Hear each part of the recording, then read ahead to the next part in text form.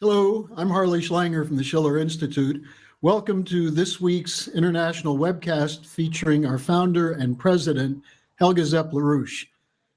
As every week, there are quite extraordinary developments, many of which have been shaped by what we've been talking about on this program and what our Schiller Institute organization and allied forces with LaRouche PAC have been doing internationally. One of those things was the publication of an important article in a leading Russian think tank. And Helga, why don't we start with that? Yes, hello. I would like to encourage you, our viewers, to read this article. It's written by Harley Schlanger, whom you see here with me on the program. And it is published in the Russian International Affairs Council, a think tank which includes very important Russian personalities, including Sergei Lavrov, but many others. And the title of the article is, if I'm wrong, correct me, Harley, it's now definite. It was the UK which meddled and not Russia. And then the article goes into the actual proof of the situation, that it's now beyond any doubt proven that it was the British Secret Service, CGHQ, MI6, and various institutions in Great Britain, which meddled in the US already back in 2015, and naturally had a massive intervention into the presidential campaign 2016, and naturally, especially also with the Russiagate following the election victory of President Trump. So I think it is very, very important that this is being noted in such a very authoritative place in Russia. And, we had a couple of weeks ago already reported that the spokeswoman of the foreign ministry in Russia, Maria Zakharova, basically had a whole,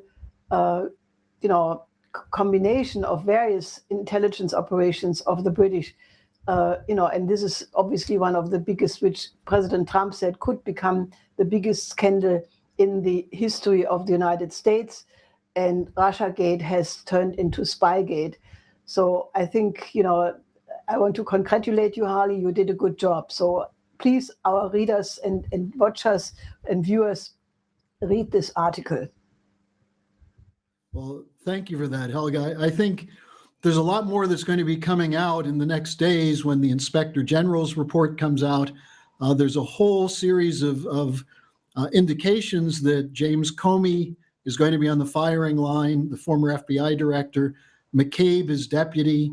More on Peter Strzok. There are people who are now, McCabe is actually asking for immunity to testify before the Senate. And the boss of Peter Strzok, Priestap, had an 8-hour private interview with the Senate and House Joint Committee. So I think there's going to be a lot more coming out on this, and I'm expecting more evidence to show that it was the British that meddled, and that the British meddled through people like John Brennan and James Clapper, and they're the ones on the firing line. Now, speaking of the firing line, last week we were talking about the still unresolved situation in Italy, and it seems to be somewhat resolved. The new government has been brought in, and this is quite a shock, I think, to the bureaucrats in Brussels. So why don't you update us on what's happening around the Italian situation? Well, I think there are clearly very important changes occurring. Yesterday, the Conte government was approved by the Senate and by the Chamber.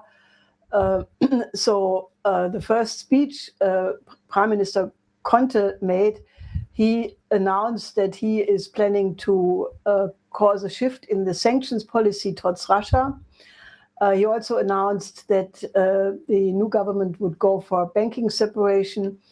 And naturally, both points are meeting, there has not been a lot of comment yet on the Glass-Steagall banking separation, but all kinds of people felt compelled to come out against this idea of getting rid of the sanctions. NATO General Secretary Stoltenberg said, no, sanctions are important until Russia changes its behavior, which is really incredible. What they mean naturally is Crimea and similar things, but we have gone often through the story that it was the West which caused the events in the Ukraine to explode, and that Crimea was only, the 10th or 12th event in a long series of provocations coming from the West. So then also Kurt Volker, the special envoy for Ukraine, basically said that Italy has not the right to change the sanctions because the sanctions are EU law. And that's really ludicrous because this government was voted in because they disagree with all of these policies, including the sanctions against Russia. So that remains to be seen. Now, the new finance minister, Tria, who is, somebody who is known to have an excellent relationship with China. His university had a model relationship with a Chinese relationship, and he personally speaks fluently Chinese. So he has put out a paper, which we will have to analyze more closely, but he calls for more public investment. He claims in this paper that this can be done within the EU guidelines of rigorous budget rules and progressive government debt reduction. But he claims that the only way this can be done is by increasing the public investment. And there is talk about possible use of some Italian banking institutions to do that. So this looks all very promising, and I think that also it is clear that the population is fully supporting this government. There were rallies over the weekend where Conte, Salvini, and Di Maio addressed large crowds of people, and then also there was some advice from Professor Geraci, who is a government advisor, that China can help Italy a lot with the Africa problem because China is investing in Africa, and that's what Italy should do along with China, and that is the only way how the refugee problem can be solved in a human way. So I think these are very important changes. I think it creates a very interesting situation because there is now a new wind in Europe, and obviously what has happened with the blatant intervention by the ECB is not helping the EU bureaucrats. As a matter of fact, the Financial Times had 2 days ago a very interesting article where they showed with charts how the ECB, in the final phase of the attempt by Conte to form the first government with Savona as a finance minister, how the ECB had actually helped to increase the spread, and basically by reducing the amount of Italian state bonds they were buying, and in this way giving a signal to the speculators, to speculate against Italian values. Now, the pretext given by the ECB was a technical one, saying that this was the same time the German bonds reached maturity, and therefore they were exhausted in their financial means. But this is naturally a completely bogus element because the European Central Bank naturally has flexibility in when they do exactly what. So this is seen as another blatant example of intervention, and it gives new meaning to what EU Commissioner Oettinger had said, namely that the markets will teach the Italians how to vote. Naturally, if then the ECB is the market, or rather doing the job of that supposed market, it is quite outrageous. And Oettinger, it shows you the arrogance of these people. He said then also the Italians should work more and be less corrupt. Now, we should maybe talk about corruption in the EU, in Luxembourg and other places.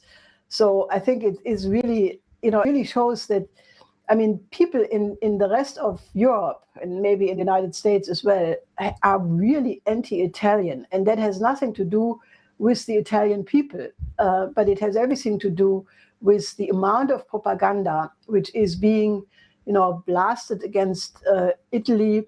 The same thing had happened at the time against Greece.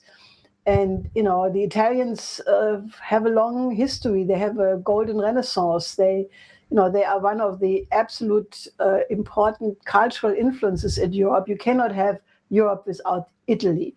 So I think, people should really rethink, is it better to try to change something when the Italian people did not experience any growth for several of their governments in a row, or behave like lambs, like the Germans, who also are not doing so well in terms of the larger part of the population, but they are being completely like lambs going to the slaughterhouse and not doing anything to oppose policies which are clearly not in their interest coming from the Merkel government. So I would urge people not to have prejudices, but to look at how this government is unfolding. I mean, there are clearly some problems you can see already. They're very green. But, I think that the first steps in terms of the sanctions, the banking separation, a different approach to the development of Africa, I think all of these things are very, very promising. And on that point, I just spoke today earlier with Marco Zanni, who's an independent member of the European Parliament from Italy, who's very close to the leadership of the Lega, one of the two parties in the coalition. And he pointed out that 3 points for the government are precisely the first 3 points of the LaRouche 4-point plan: Glass-Steagall, a national bank to fund investments, and an emphasis on infrastructure.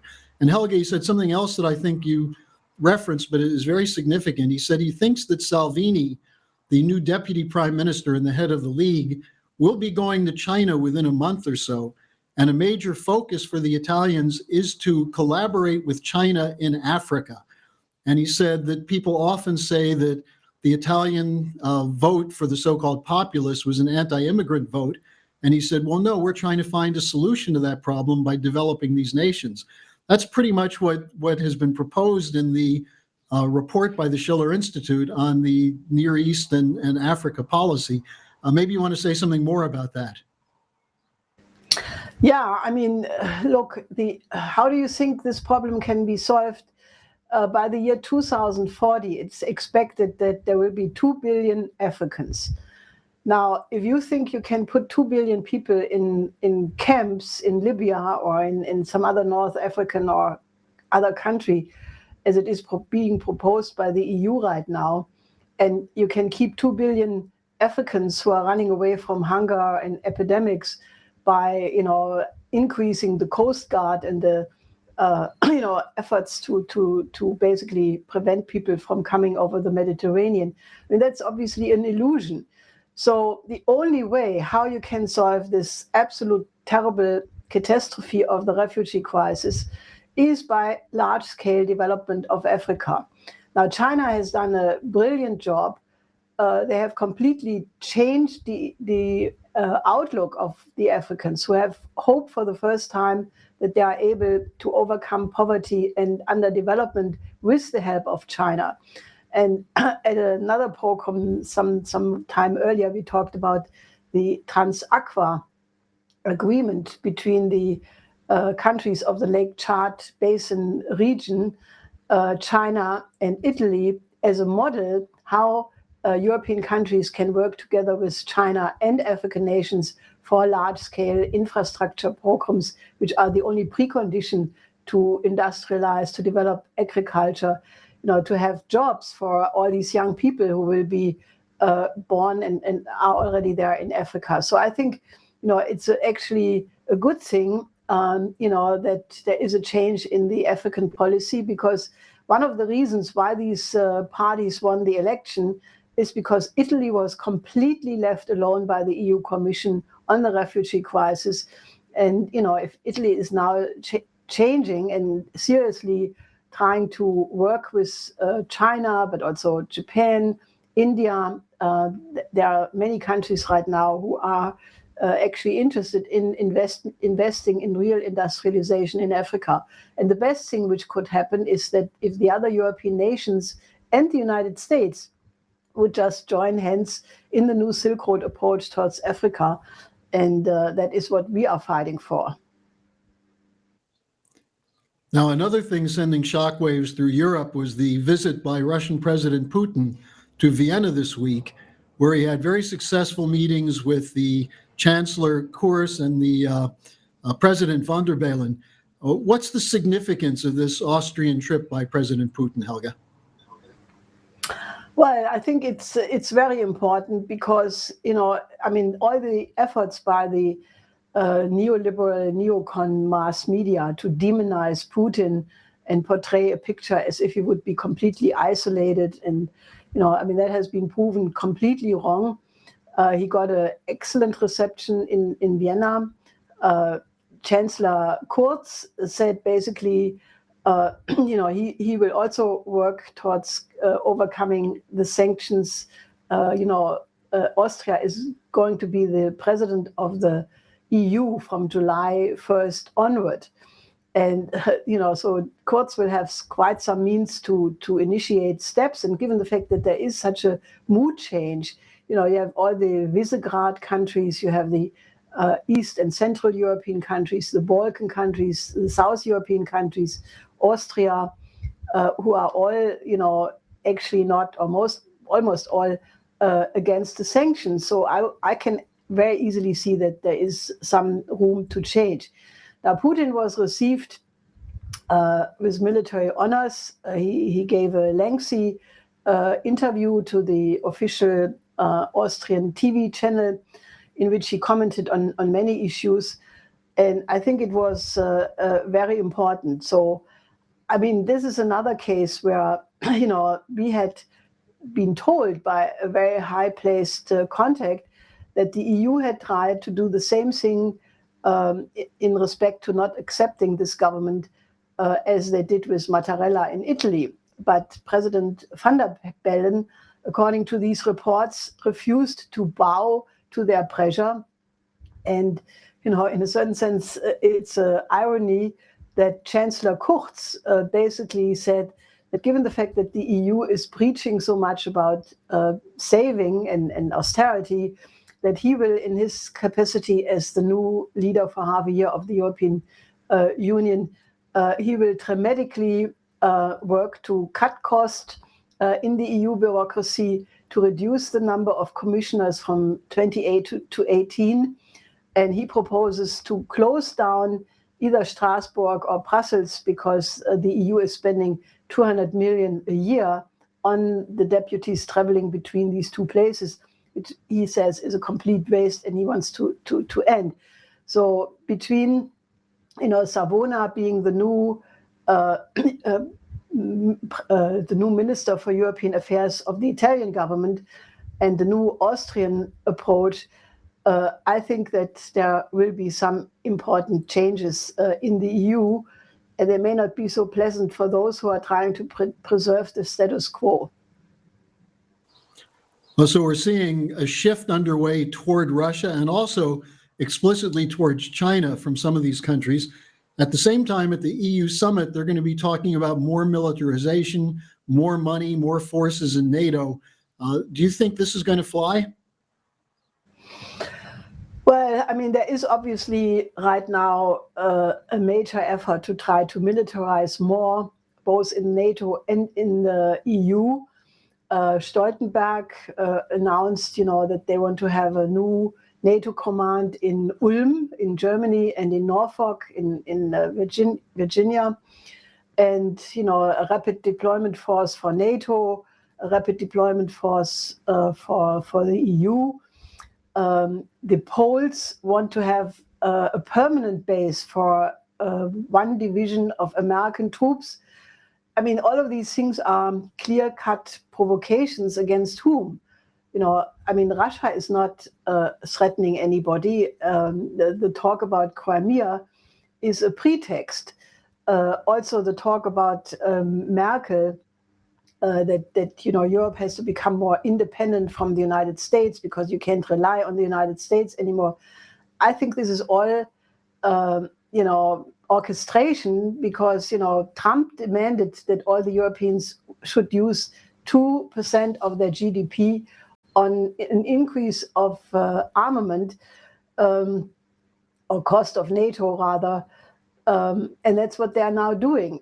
If Merkel would be serious and want more independence of Europe, the only way how to do that in any meaningful way would be to do it together with Russia and China for that matter. But since they are not doing that, as a matter of fact, Merkel was just asked, if it would not be a useful thing that Russia would return to the G8. She repeated this mantra, no, Russia, because of Crimea, should not join and until they change and blah, blah, blah. I mean, if they want to be serious, then they should admit Western complicity in the fascist coup in the Ukraine, which was the trigger point for all of these developments, including the Crimea. I mean, we have not forgotten Victoria Nuland bragging that the US State Department under Obama spent $5 billion on NGOs in the Ukraine alone to cause color revolution and regime change. And many of these people, belong to the Bandera tradition. So, if you want to talk about changing behavior, then the West should also change its behavior. I mean, there is a complete double standard. Was the Iraq war based on justice and righteousness, or was it based on lies? Did the Iraq war cause millions or hundreds, thousands, and maybe more people's life? What about the Libya war? If there would be an equal standard for everybody, then these wars should be put on the same place, but on the same level. But that is obviously not done. So I can only say it's a terrible thing that you have these hawks in the West, and the rest of the world is moving in a completely different directions.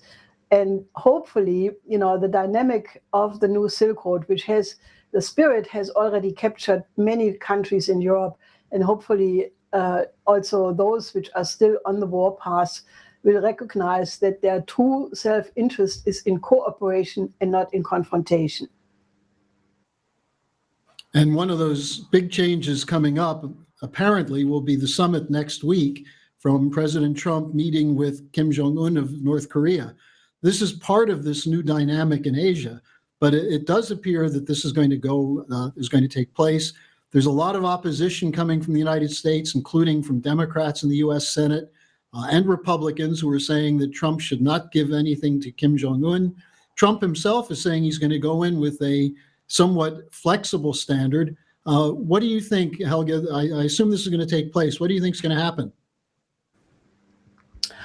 Well, one should stay attentive until it really happens because, many times there are sabotage attempts in the last minute. But from all the participants, I can see very good intention, except of the Democrats, naturally, in the United States, which, proved themselves to be, again, like they were with Obama, the war party. But concerning Trump, North Korea, China, South Korea, and Russia, there are all signs that they really want to make this work.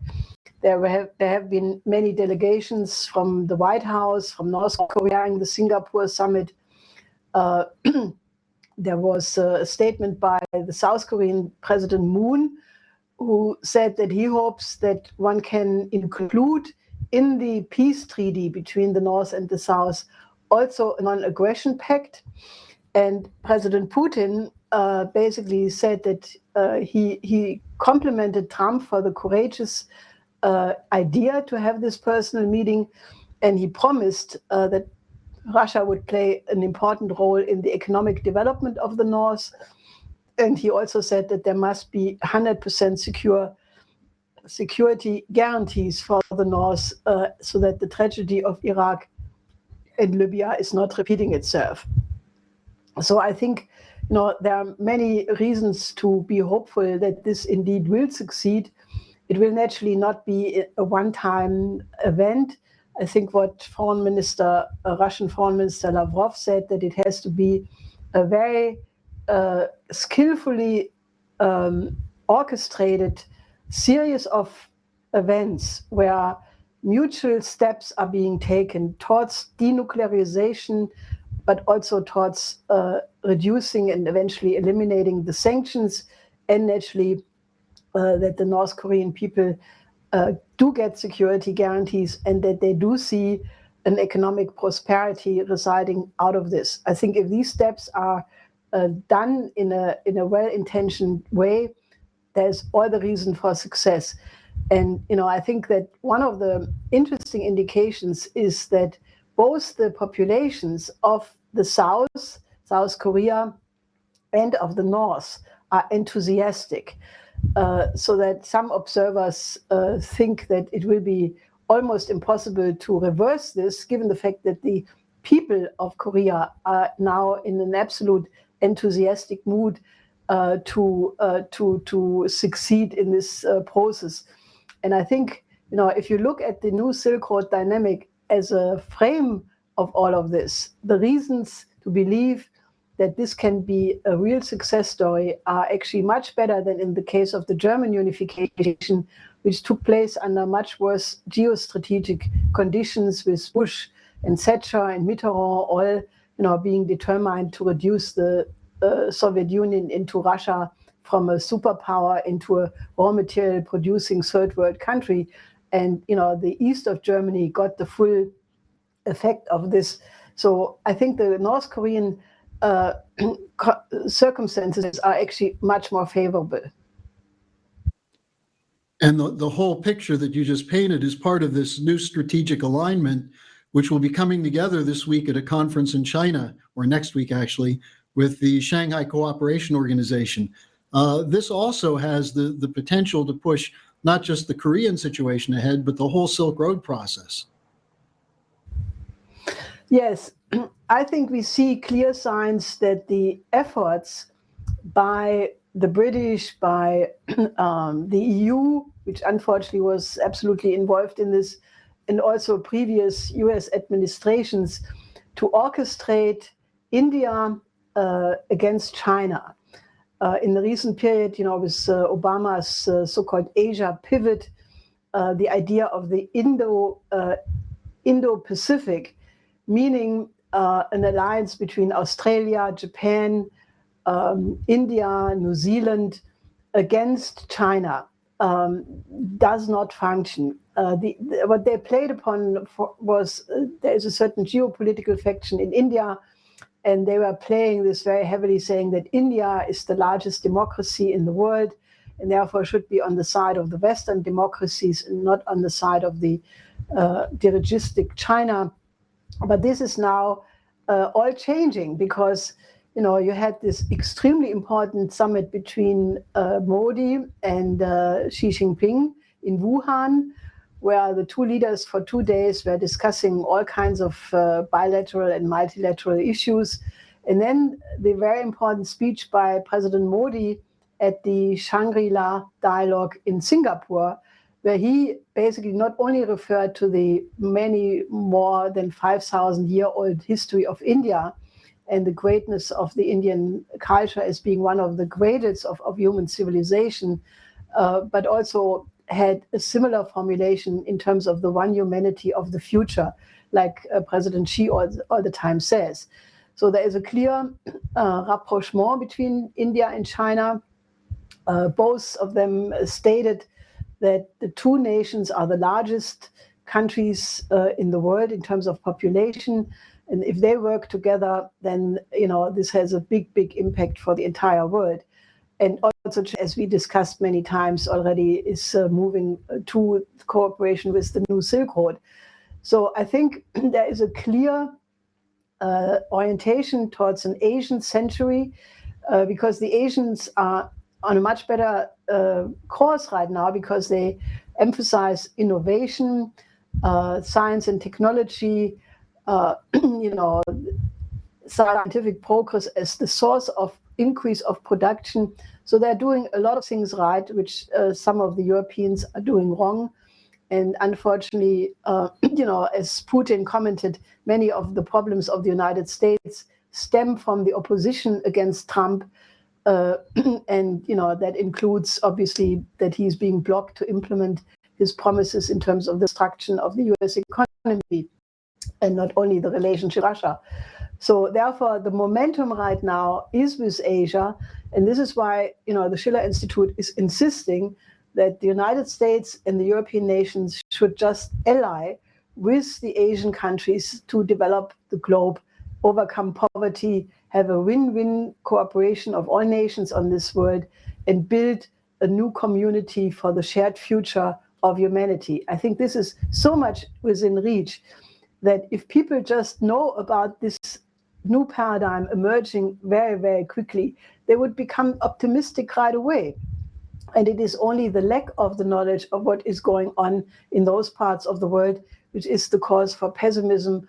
And many people see no way to change it. But I think Zanni is right. The European parliamentarian you just quoted, change is possible, and I think that is really a very, very optimistic message. So join the Schiller Institute and be part of it. And Helga, to conclude, I want to bring up something which I'm sure was very much dear to your heart, which was this report of the launching of a rocket to take 3 astronauts to the International Space Station. It was in Russia. U.S. Ambassador Huntsman was there, and one of the astronauts was from Germany. So what are your thoughts on this? Oh, yeah, that is the best thing I can report about Germany. Alexander Gerst will be the new commander of the ISS for, I think, half a year. And I think it's wonderful. It's his second space mission. And he has given many interviews, including he was on the second channel German TV on Sunday, where he, in a very cheerful and actually lovable way, described the importance of space travel and how it benefits all the problems we have on Earth, how it fits the curiosity of man to find out about the laws of the universe. And, it is definitely one of the most optimistic aspects, because this is one area where the German identity of the Germans as a people, as the poets, thinkers, and inventors is coming alive, quite opposite to the present political leadership or the green outlook in all the parties in the parliament. So I think that the role of space in uniting nations is really going to be absolutely crucial, because if people can work together on the planet Earth like the astronauts can do in space, where they don't have barriers, they don't have quarrels, they work together in a task-oriented way, they explore new worlds. I think that is the future of humanity, and it inspires many young people that it's not the end of history, that there is a good reason to develop, to study, to become a scientist, to start to think scientifically or artistically as a classical artist or a poet or thinker. I think this is the way to go. I think the future will belong to people who are either scientists, natural scientists, or who are artists in the tradition of the classical cultures around the planet. And this promises that it will be a more human world in which we can go forward to. And if you want to be part of it, to create it, to shape it, please contact us and work with us. And I'd encourage people, the book written by your husband, The Earth's Next 50 Years, where he laid out these challenges. And we're now about 20 years into the period in which he talked about. And many of the things he said would have to happen are now on the verge of occurring. So we can shape this next 50 years from here, but it's going to be the Schiller Institute that's providing a lot of the direction and the ideas for it. Helga, thanks for joining us again, and we'll be back next week with the international webcast from the Schiller Institute. Yes, hello, to the next week.